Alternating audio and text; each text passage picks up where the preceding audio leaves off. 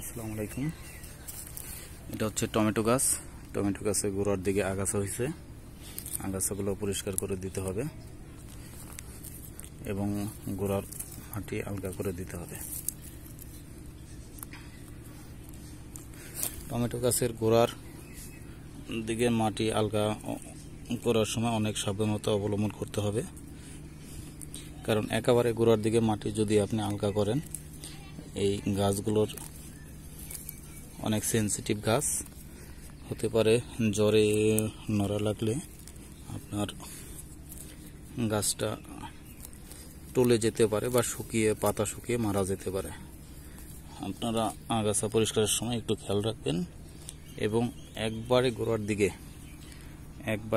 দিকে এটা পরিষ্কার করা যাবে না, মানে আপনার মাটি আলগা করা যাবে না। গোড়া থেকে একটু দূরে খুব আস্তে আস্তে এই মাটিগুলো আলগা করতে হবে। Thank you.